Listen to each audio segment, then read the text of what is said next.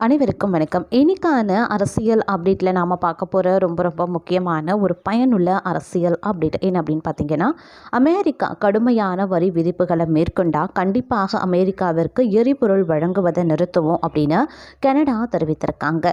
இது குறித்த பல்வேறு முக்கிய தகவல்கள் தற்போது வெளியாகியிருக்கு அப்படின்னு தான் சொல்லணும். இது குறித்த முழுமையான தகவலோடு இன்னும் பரபரப்பான சுவாரஸ்யமான அரசியல் அப்டேட்ஸை தொடர்ந்து நீங்கள் தெரிஞ்சுக்க வீடியோவை ஸ்கிப் பண்ணாமல் கடைசி வரைக்கும் பாருங்கள். இந்த பதிவு உங்களுக்கு மிக பயனுள்ள விகிதத்தில் இருக்கும். வீடியோக்குள்ளே போகிறதுக்கு முன்னாடி இது வரைக்கும் நீங்கள் நம்ம சேனலை சப்ஸ்கிரைப் பண்ணல அப்படின்னா உடனே சப்ஸ்கிரைப் பண்ணிக்கோங்க. அப்படியே பக்கத்தில் இருக்கக்கூடிய நோட்டிஃபிகேஷனுக்கான பெல் பட்டனையும் ப்ரெஸ் பண்ணிக்கோங்க. சரி நேர்களே, வாங்க வீடியோக்குள்ளே போகலாம்.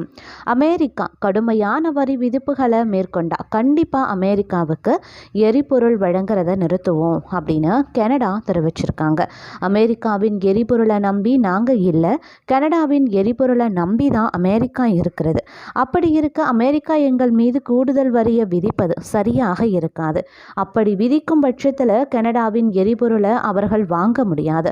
மாறாக ரஷ்யாவிடம் எரிபொருள் வேண்டுமானால் வாங்கிக் கொள்ளலாம். சீனா, வெனிசுலா போன்ற நாடுகளிடம் வேண்டுமானால் எரிபொருள் வாங்கிக் கொள்ளலாம். எங்கள் மீது 25% வரி விதிக்கும் பட்சத்தில் நாங்கள் அமெரிக்காவிற்கு எரிபொருள் வழங்க மாட்டோம் அப்படின்னு கனடா அறிவிச்சிருக்காங்க.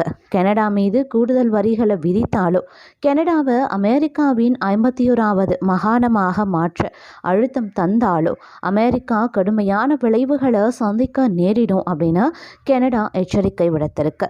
அமெரிக்காவிற்கு அனுப்பப்படும் அனைத்து விதமான மின்சாரம், எரிபொருளையும் நிறுத்துவோம் அப்படின்னு கனடா தெரிவித்துள்ளதாக கூறப்படுதுங்க.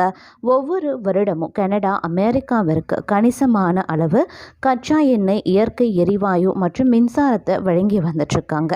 கனடா ஏன் அமெரிக்காவிற்கு மிக முக்கியம் அப்படின்னு பார்த்தோம்னா, 2024 கனடா ஒரு நாளைக்கு சுமார் 2.76 மில்லியன் பீப்பாய்கள் கச்சா எண்ணெயை அமெரிக்காவிற்கு ஏற்றுமதி செய்கிறது. இது அமெரிக்கா கச்சா எண்ணெய் இறக்குமதியில் 60% அப்படின்னு சொல்லலாம். அந்த அளவுக்கு அமெரிக்கா கனடாவை நம்பியும் இருக்காங்க. 2024 கனடா ஒரு நாளைக்கு சுமார் 7.1 பில்லியன் கன அடி இயற்கை எரிவாயுவை அமெரிக்காவிற்கு ஏற்றுமதி செய்கிறாங்க. இது அமெரிக்க இயற்கை எரிவாயு இறக்குமதியில் குறிப்பிடத்தக்க அளவு அப்படின்னு சொல்லலாம். 2022 ஆண்டில் கனடா சுமார் 53 டெராவாட் மின்சாரத்தை அமெரிக்காவிற்கு ஏற்றுமதி செய்கிறது. கணக்குப்படி பார்த்தா மின்சாரம், கச்சா எண்ணெய், இயற்கை எரிவாயு அப்படின்னு அனைத்திற்குமே கனடாவையே அமெரிக்கா நம்பியும் இருக்காங்க. இப்படிப்பட்ட நிலையில தான் கனடா மீது கூடுதல் வரிகளை விதித்தாலும் கனடாவை அமெரிக்காவின் 51வது மாகாணமாக மாற்ற அழுத்தம் தந்தாலும் அமெரிக்கா கடுமையான விளைவுகளை சந்திக்க நேரிடும் அப்படின்னு கனடா எச்சரிக்கையும் விடுத்திருக்கு. அமெரிக்காவிற்கு அனுப்பப்படும் அனைத்து விதமான மின்சாரம், எரிபொருளையும் நிறுத்துவோம் அப்படின்னு கனடா தெரிவித்துள்ளதாக கூறப்படுது. அமெரிக்க அதிபர் டொனால்ட் ட்ரம்ப் 4 முக்கியமான நாடுகளை அல்லது வேறு நாட்டின் பகுதிகளை தனது நாட்டுடன் இணைக்க திட்டமிட்டிருக்காங்க. இதற்காக இராணுவ படைகளை களமிறக்கவும் தயார் என்று அவர் அறிவித்தும் இருக்கார். அமெரிக்க அதிபர் டொனால்ட் ட்ரம்ப் பனமா கால்வாய் மற்றும் கிரீன்லாந்தை கையகப்படுத்த வேண்டும், அதோடு கனடாவை அமெரிக்காவுடன் இணைக்க வேண்டும் அப்படின்னு அழைப்பும் விடுத்தார். இது தொடர்பாக அவர் கடந்த சில நாட்களாகவே பேசியும் வருகிறார். இப்படிப்பட்ட நிலையில தான் உடனே இந்த பகுதிகளை அமெரிக்காவுடன் இணைக்க வேண்டும். பனமா கால்வாய் மற்றும் கிரீன்லாந்து இரண்டுமே அமெரிக்காவுடன் இருக்க வேண்டிய பகுதிகள். இந்த பகுதிகளை அமெரிக்காவிற்கு கொண்டு வர வேண்டும். அப்படி இல்லைங்கிற பட்சத்தில் அதற்காக படைகளை கூட அனுப்புவேன் அப்படின்னு தெரிவித்திருக்காங்க. தேவைப்பட்ட மொத்த இராணுவத்தை கூட அனுப்புவேன். கனடாவை பொறுத்த வரைக்கும் அப்படி கிடையாது. அவர்களுக்கு பொருளாதார அழுத்தம் தருவேன். மெக்சிகோ அமெரிக்காவின் ஒரு அங்கமாக இருக்க வேண்டும். செஸ் விளையாடுவது போல தான் இவர்களுக்கும் பொருளாதார தடை உள்ளிட்ட அழுத்தங்களையும் கொடுப்பேன். அவர்கள் அமெரிக்காவின் புதிய மாகாணங்களாக மாற வேண்டும் அப்படின்னு சொல்லியிருக்காங்க. கனடா பிரதமர் ஜஸ்டின் ட்ரூடோ ராஜினாமா செய்த நேரம் பார்த்து கனடாவை அமெரிக்காவுடன் இணைக்கும் முயற்சியை மீண்டும் மேற்கொண்டு இருக்காரா அமெரிக்க அதிபர் டொனால்ட் ட்ரம்ப். கனடாவில் அரசியல் சிக்கல் நிலவி வரும் நிலையில் ட்ரம்ப் மீண்டும் இந்த முயற்சியில் இறங்கியிருக்கிறதாகவும் தற்போது ஒரு தகவலும் வெளியாகி வந்துட்டுருக்கு அப்படின்னு கூட சொல்லலாம். அது மட்டும் இல்லாமல் அமெரிக்க அதிபர் டொனால்ட் ட்ரம்ப் கடுமையான உத்தரவுகளையும் முடிவுகளை கடந்த 24 மணி நேரத்தில் எடுத்திருக்காரு. பல நாட்டு தலைவர்கள், ஏன் அமெரிக்காவின் தலைவர்களே கடந்த பல ஆண்டுகளாக செய்ய முடியாத கடந்த 24 மணி நேரத்தில் செய்து முடித்திருக்காரு டொனால்ட் ட்ரம்ப் அப்படின்னு சொல்லலாம். ட்ரம்ப் வெளியிட்ட முக்கியமான அறிவிப்புகளை இப்போ நாம் தெரிஞ்சுக்கலாம். அதாவது மெக்சிகோ இனி கல்ப் ஆஃப் அமெரிக்கா அப்படின்னு அழைக்கப்படும் அப்படின்னு டொனால்ட் ட்ரம்ப் அறிவித்திருந்தார். மேலும் பனமாவை அமெரிக்காவின் கட்டுப்பாட்டிற்கு கீழே கொண்டு வருவோம் அப்படின்னு டொனால்ட் ட்ரம்ப் அறிவிப்பு வெளியிட்டும் இருக்கார். ஏற்கனவே 3 நாடுகளின் முக்கிய பகுதிகளை கைப்பற்றும் விதமாக அமெரிக்காவில் அதிபர் ட்ரம்ப்புக்கு சிறப்பு அதிகாரிகளை வழங்கும் சட்டத்தை கொண்டு வர அவரினுடைய குடியரசுக் கட்சி முடிவு செய்திருந்தாங்க. இதற்காக 3 புதிய சட்டங்கள் அறிமுகம் செய்யப்பட்டு இருந்தது. அதன்படி குடியரசுக் கட்சியின் பிரதிநிதி மார்ஜோரி டெய்லர் கிரீன் மெக்சிகோ வளைகுடாவை அமெரிக்க வளைகுடா அப்படின்னு மறுபெயரிட வேண்டும், இதற்கான அதிகாரத்தை ட்ரம்பிற்கு அளிக்க வேண்டும் அப்படின்னு மசோதா கொண்டு வந்தார். குடியரசுக் கட்சியின் பிரதிநிதி டஸ்டி ஜான்சன் பனாமா கால்வாயை அமெரிக்கா வாங்குவதற்கான பேச்சுவார்த்தைகளை அங்கீகரிக்கும் மசோதாவை அறிமுகப்படுத்தினார். இதுவும் ட்ரம்பிற்கு பனாமா கால்வாயை விலை பேசும் அதிகாரத்தை வழங்கும்.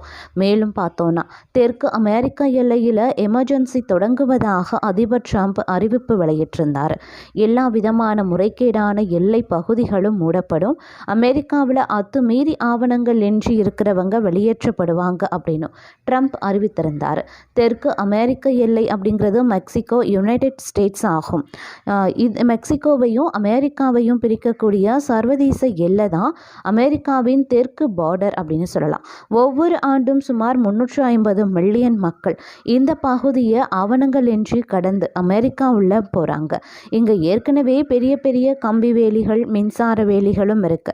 அதை மீறி மெக்சிகோவில் இருந்தும், ஏன் குஜராத்தின் கூட மெக்சிகோ வழியாக அமெரிக்கா உள்ள நுழைகிறாங்க. இவர்களை தடுக்கும் விதமாக தெற்கு எல்லை பகுதியில் ட்ரம்ப் எமர்ஜென்சி கொண்டு வர முடிவும் செய்திருக்காராம்.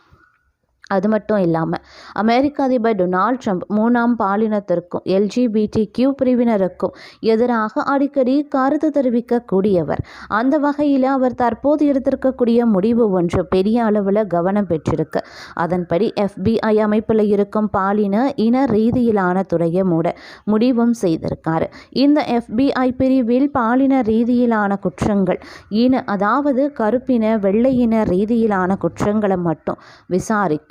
இதை நீக்க முடிவும் செய்திருக்காரு. அதே போல 2 பாலினம் மட்டுமே இருக்கு, அமெரிக்காவில் மற்ற பாலினங்களுக்கு அனுமதி இல்லை அப்படின்னு அதை குற்றமாக்கி ட்ரம்ப் உத்தரவிட்டும் இருக்காரு. மேலும் போதைப் பொருள் கடத்தற்காரர்களை பயங்கரவாத அமைப்புகளாக முறையாகவே அறிவிச்சிருக்காரு. இதன் மூலமாக போதைப் பொருள் கடத்தல்காரர்கள் இனி தீவிரவாதிகள் அப்படின்னு அறிவிக்கவும் படுவாங்களாம். நாட்டின் தணிக்கை அமைப்பை முடிவுக்கு கொண்டு வருவதாகவும் அறிவித்திருக்காரு. இதன் மூலம் அமெரிக்காவில் யாரும் என்ன கருத்தும் தெரிவிக்கலாம். இனி பொது ஊடகங்களில் யாருடைய கருத்தும் தணிக்கை செய்யப்படாது அப்படின்னு ட்ரம்ப் அறிவிப்பை வெளியிட்டிருக்காரு. மேலும் பார்த்தோன்னா அமெரிக்க நீதித்துறையில் இருக்கக்கூடிய நீதிபதிகள், நீதிமன்ற குழுவில் இருக்கக்கூடிய நீதிபதிகள் அல்லாத வேறு சில அதிகாரிகளை ட்ரம்ப் நீக்க போகிறாராம்.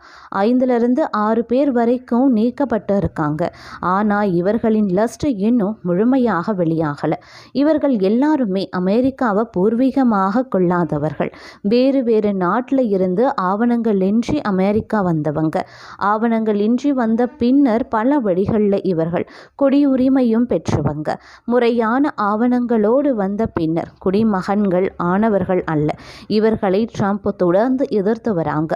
இந்த நிலையில தான் அது போன்ற பின்புலம் கொண்டவர்களை நீக்கி ட்ரம்ப் உத்தரவிட்டும் இருக்காரு. அமெரிக்க அதிபர் ட்ரம்ப் ஆட்டோமேட்டிக் சிட்டிசன்ஷிப் முறையில் மாற்றத்தை கொண்டு வருவதாக உத்தரவிட்டிருக்காரு. உலகம் முழுக்க பல நாடுகளில் இருக்கக்கூடிய நடைமுறையை அமெரிக்கா கைவிடுவதாக அறிவித்தும் இருக்கு. பொதுவாக ஒரு குழந்தை அயல் நாட்டில் பிறந்தா அது அந்த நாட்டு குடிமகனாக மாறும். அதாவது ஆட்டோமேட்டிக் குடியுரிமை அப்படின்னு இதை அழைப்பாங்க. உலகம் முழுக்க பல நாடுகளில் இந்த முறை இருக்கு.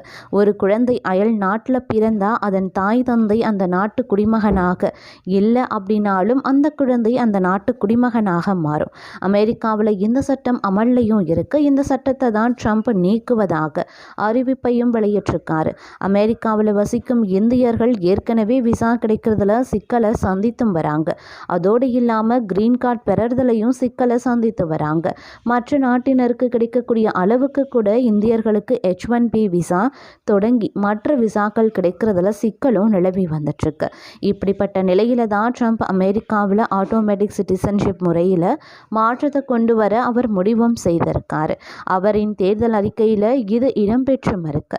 ட்ரம்ப் ஆட்சிக்கு வந்த முதல் நாளே அதை நடைமுறைப்படுத்தியும் இருக்கிறாரு அப்படின்னு கூட சொல்லலாம்.